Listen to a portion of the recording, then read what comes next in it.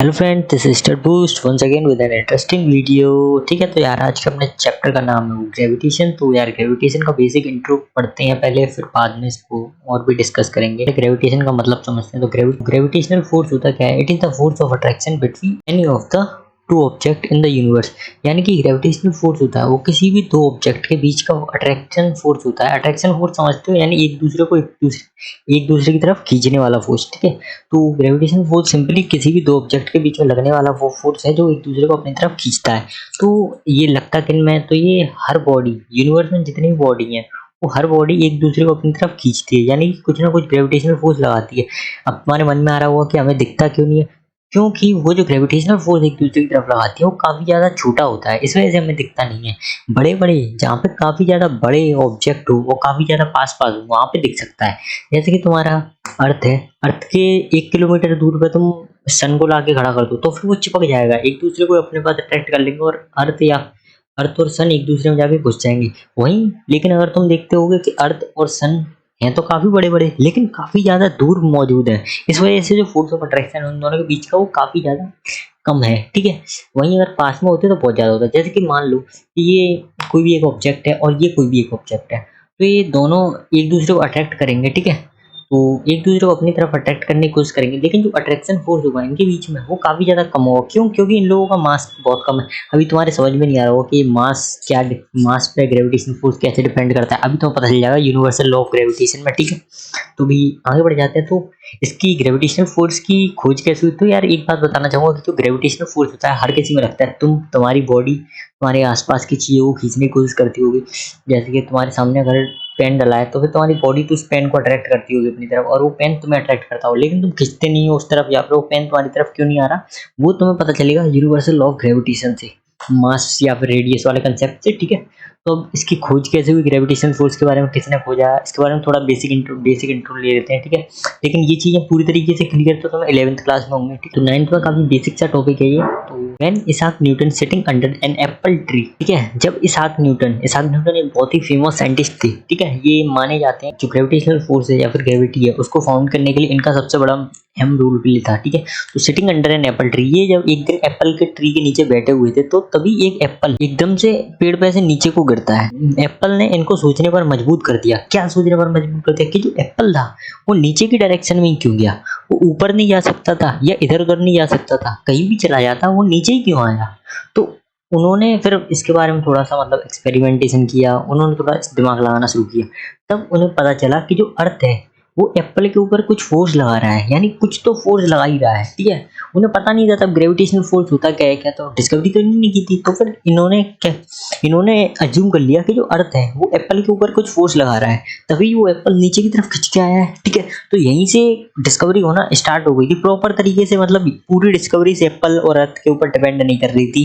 इसके बाद काफी सारे एक्सपेरिमेंट हुए, काफी सारी थ्योरीज, मतलब बहुत सारी चीजें हुई, तब कहीं जाके हमें ग्रेविटेशनल फोर्स के बारे में पता चला। ठीक है, तो अब सिंपली ये भी नहीं कह सकते कि एप्पल और अर्थ ही डिपेंड कर, मतलब ग्रेविटेशनल फोर्स की खोज के लिए डिपेंडेंट थे। ठीक है, तो बहुत सारे एक्सपेरिमेंट, बहुत सारे साइंटिस्टों की मेहनत, बहुत सारी सालों के बाद में हमें पता चला कि ग्रेविटेशनल फोर्स होता क्या है या फिर ग्रेविटी क्या होता है। तो इनके मन में तभी एक सवाल आया कि अगर अर्थ एप्पल को अट्रैक्ट कर सकता है तो फिर क्या अर्थ मून को अट्रैक्ट नहीं कर सकता? यानी कि जो अर्थ है वो अगर एप्पल को अपनी तरफ खींच रहा है तो मून को नहीं खींच सकता? क्यों नहीं खींच सकता है? बिल्कुल खींच सकता है। तो अट्रैक्शन तो हर किसी ऑब्जेक्ट पर लगाएगा, वो तुम्हें भी अपनी तरफ खींचता है। तुम एक बार हवा में कूद के देखना तुम्हारे ऊपर फोर्स कैसे लगा रहा है। तुम एक बार धरती से ऊपर कूदना तो ऊपर ही क्यों नहीं उड़ी चली जा रहे? ठीक है, नीचे ही क्यों वापस आ जा रहे? क्योंकि अर्थ तुम्हें खींच रहा है। ठीक है, अपने आप से बाइंड करके रख रहा है। ठीक है, समझ रहे हो? इसीलिए तुम धरती पे चलते हो तो तुम कभी हवा में नहीं उड़ते, समझ रहे हो ना? इसी वजह से तुम धरती से हमेशा चिपक के चलते हो कि अर्थ तुम्हारे काफी ज्यादा पास है और वो काफी ज्यादा स्ट्रॉन्ग फोर्स लगाता है तुम्हारे ऊपर। जो मून है वो अर्थ के राउंड सर्कल में चक्कर लगाता है, इसके बारे में भी थोड़ी देर बाद तुम्हें पता चल जाएगा। तो जो मून है जो अर्थ के राउंड चक्कर लगाता है गोला गोला सा। ठीक है, तो वो अर्थ की तरफ जब भी वो कॉर्नर पर पहुंचता है, यानी हर राउंड के बाद वो अर्थ की तरफ गिरने की कोशिश करता है। ठीक है, गिरने की कोशिश करता है, लेकिन हमें दिखता नहीं है, थोड़ा थोड़ा वो अर्थ के पास आता जा रहा है। तो तुमसे कहा भी जाता होगा तुमने मतलब टीवीज में देखा भी गया होगा कि अर्थ हमारे पास दिन ब दिन पास आता जा रहा है, पास आता जा रहा है। तो इसी वजह से कहते हैं कि वो थोड़ा सा फॉल मतलब अर्थ की तरफ थोड़ा सा गिरता है हर राउंड के बाद। तो इसकी वजह से जो अर्थ और मून के बीच का डिफरेंस है वो थोड़ा थोड़ा डिस्टेंस कम होता जा रहा है। तो बात कर लेते हैं यार ये चीजें। तो यही चीज है कि हम किसी भी चीज को अगर ऊपर हवा में फेंकते हैं तो वो नीचे ही क्यों आ जाती है, ठीक है। तो जब भी तुम किसी भी एक बॉल को या फिर तुम खुद को भी या फिर किसी कोई भी चीज यार, कोई भी ऑब्जेक्ट, ठीक है, जिसके अंदर बस मास होना चाहिए, ठीक है, मासलेस नहीं होनी चाहिए। अगर मासलेस भी होगी तब भी नीचे ही आ जाएगी। तो बस मास होना चाहिए, उसे अगर हवा में फेंको तो वो नीचे ही क्यों आ जाती है। तो इसका सिंपल रीजन ग्रेविटेशन। अर्थ उसे पुल करता है अपनी तरफ, खींचता है, तो उस चीज को कहते हैं ग्रेविटेशन, ग्रेविटेशनल फोर्स या फिर ग्रेविटेशन, ठीक है। तो we know that all planet go around the sun and moon goes around the, ठीक है, moon goes around the earth, ठीक है। तो कुछ सोलर सिस्टम में कुछ ऐसा सन है, सन के अराउंड सारे प्लेनेट घूमते हैं, ये अर्थ है तुम्हारा, और जो अर्थ के अराउंड मून घूमता है। तो फिर जो मून है वो हर राउंड के बाद यहाँ पे पहुंचता हुआ जैसे ही वो थोड़ा सा अर्थ की तरफ गिरने की कोशिश करता है, ठीक है। तो कुछ मतलब हर राउंड के एंड में थोड़ा सा अर्थ की तरफ गिर जाता है, ठीक है। यानी लेकिन दिखता नहीं है, बहुत ज्यादा कम होता है, इस वजह से डिस्टेंस बहुत ज्यादा है, ठीक है, इस वजह से। तो इसाक न्यूटन ने इस बात को पकड़ लिया, किस बात को पकड़ लिया, ठीक है, कि जो same force is responsible for that called, ठीक है, ग्रेविटेशनल फोर्स। तो मतलब सेम फोर्स किस चीज के लिए डिपेंड करती है, तो उन्होंने कहा जो सन के अराउंड अर्थ घूमता है और अर्थ के अराउंड मून घूमता है, तो इसके पीछे ग्रेविटेशनल फोर्स का हाथ है, कहीं ना कहीं ग्रेविटेशनल फोर्स इसके लिए जिम्मेदार है। तो सन के अराउंड अर्थ घूमता है और अर्थ के अराउंड मून घूमता है, तो ये किस वजह से, just because of presence of gravitational force between them. Sun और अर्थ के बीच में कुछ ग्रेविटेशनल फोर्स है, इस वजह से अर्थ सन के अराउंड घूम रहा है, और जो अर्थ और मून के बीच में कुछ ग्रेविटेशनल फोर्स है, इसलिए अर्थ के अराउंड मून घूम रहा है, ठीक है। तो अभी तुम यहाँ पे कहोगे कि हाँ तुम्हारी एनसीईआरटी में तो यहाँ पे सेंट्रीपिटल फोर्स, ठीक है, सेंट्रीपिटल फोर्स दिया गया है।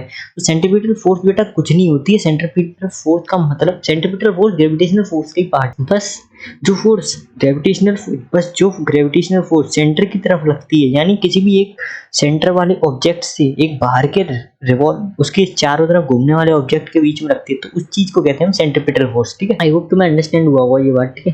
तो the force that cause the acceleration and cause the body to move in circular in acting toward the centre, the force is called centripetal force, ठीक है। यहाँ पे बिल्कुल क्लियर बात लिख दी गई है कि जो फोर्स, ठीक है, किसी भी बॉडी को एक्सेलरेशन प्रोवाइड करता है और किसी भी बॉडी के अराउंड घूमने में, यानी जैसे कि सन है, सन के अराउंड अर्थ घूम रहा है, तो अर्थ और सन के बीच में ग्रेविटेशनल फोर्स तो है ही है, लेकिन उस ग्रेविटेशनल फोर्स को हम डायरेक्टली ग्रेविटेशनल फोर्स नहीं कहते, सेंट्रीपिटल फोर्स कहते हैं, ठीक है। क्यों? क्योंकि ग्रेविटेशनल फोर्स तो सामने सामने लगने वाली फोर्स भी हो गई, तो थोड़ा कंफ्यूजन आ जाता है, इस वजह से हम उस ग्रेविटेशनल फोर्स को सेंट्रीपिटल फोर्स कहते हैं, ठीक है। क्यों कहते हैं? क्योंकि वो सेंटर की तरफ लग रही है और जो अर्थ है अराउंड मूव कर रहा है। अगर सिंपल सी बात है यार, कोई भी ऑब्जेक्ट अगर किसी ऑब्जेक्ट के सर्कुलर पाथ में रिवॉल्व कर रहा है, घूम रहा है, जैसे कि अर्थ सन के अराउंड घूम रहा है और अर्थ के अराउंड मून घूम रहा है, तो उस टाइम पे उनके बीच में लगने वाला फोर्स को हम कहते हैं सेंट्रीपिटल फोर्स, ठीक है। इसका मीनिंग होता है सेंटर सीकिंग फोर्स, यानी सेंटर की तरफ लगने वाला फोर्स। सिंपल सी बात है, समझ में आ गई होगी, ठीक है। The moon revolve around the sun due to centripetal force caused by the force of attraction between earth and moon, ठीक है। तो सिंपल सी बात वही लिख दी है कि जो सन के अराउंड अर्थ घूमता है और अर्थ के अराउंड मून घूमता है। क्यों घूमता है? क्योंकि सेंट्रीपिटल फोर्स की वजह से, ठीक है। तो if earth attract the Apple, so why could not Apple attract the अर्थ? यहाँ पे एक क्वेश्चन पूछ लिया जाता है हमसे कि अगर जो अर्थ है वो एप्पल को अट्रैक्ट कर सकता है, तो वो एप्पल अर्थ को अट्रैक्ट नहीं कर सकता। जैसे मैंने तुम्हें शुरुआत में एग्जांपल दिया था दो बॉडीज का, कि ये दोनों बॉडीज हैं ग्रेविटेशनल फोर्स में, कि दोनों बॉडीज एक दूसरे को अट्रैक्ट कर रही हैं। तो फिर क्या अर्थ और एप्पल वाले केस में सिर्फ अर्थ ही अट्रैक्ट कर रहा होगा? एप्पल भी तो अट्रैक्ट कर रहा होता, उसका भी तो फोर्स होगा, कुछ भले ही छोटा होगा लेकिन होगा तो, ठीक है। तो इसी के बारे में बात करते हैं। फिर ये जो हमारा सवाल था जो पहला वाला, कि अगर एप्पल ने अर्थ के ऊपर फोर्स लगाता है, तो अर्थ ने एप्पल के ऊपर कुछ फोर्स लगाया है, तो एप्पल भी तो अर्थ के ऊपर कुछ फोर्स लगा सकता है, ठीक है। तो इसका जवाब हमें मिलेगा यहाँ से, ठीक है। तो according to third law of motion the apple attract the earth. तो थर्ड लॉ ऑफ मोशन क्या कहता है? पढ़ा है third law of motion. Third law of motion कहता है अगर कोई भी ऑब्जेक्ट किसी बॉडी के ऊपर एक्सटर्नल फोर्स लगाता है, तो फिर वो जो जिस ऑब्जेक्ट के ऊपर फोर्स लगाया है वो तुम्हारी तरफ इक्वल एंड अपोजिट फोर्स लगाएगा। तो फिर सामान्य सी बात है, अगर अर्थ ने जितना फोर्स एप्पल के ऊपर लगाया उतना ही फोर्स एप्पल अर्थ के ऊपर लगाएगा। लेकिन तुम्हारे मन में ये फिर से सवाल आ रहा होगा कि अर्थ ही एप्पल ही अर्थ की तरफ क्यों अट्रैक्ट हुआ, अर्थ एप्पल की तरफ क्यों अट्रैक्ट नहीं हुआ? फोर्स तो सेम था। तो इसका जवाब है भाई second law of motion. Second law of motion क्या कहता है कि जो एक्सेलरेशन होता है वो डायरेक्टली प्रोपोर्शनल होता है मास के, ठीक है। तो इसका जवाब मैं सेकंड लॉ ऑफ मोशन दिखा देता हूँ मैं कहाँ पे है। तो ये क्या second law of motion? The law state that the rate of change of momentum is directly proportional to the applied unbalanced force in the direction of force, ठीक है। तो जो फोर्स होता है, जो मतलब फोर्स होता है वो मास और एक्सेलरेशन पर डिपेंड करता है, ठीक है। तो फोर्स होता है वो डायरेक्टली प्रोपोर्शनल होता है मास और एक्सेलरेशन का। अगर किसी बॉडी का मास ज़्यादा है तो फिर उसका फोर्स भी ज़्यादा होगा, या फिर किसी बॉडी का एक्सेलरेशन ज़्यादा है तो फिर उसका फोर्स भी ज़्यादा होगा। अगर किसी बॉडी का दोनों ही ज़्यादा है तो फिर फोर्स तो वैसे ही ज़्यादा होगा, ठीक है। तो तुम्हें समझ में आ रहा होगा मैं कहना क्या चाह रहा हूँ, ठीक है। तो एप्पल का जो मास है वो अर्थ के कंपैरिजन में बहुत छोटा है, ठीक है। यहाँ पे तुम्हें सिंपली दिखा दिया गया है। तो इसीलिए जो फोर्स एप्पल लगाता है अर्थ के ऊपर वो ना के बराबर है एज कम्पेयर टू अर्थ के फोर्स के, ठीक है। क्यों? क्योंकि मास में बहुत बहुत बहुत ज़्यादा डिफरेंस है। तो ये आई होप ये वाला टॉपिक तुम्हें क्लियर हुआ होगा। तो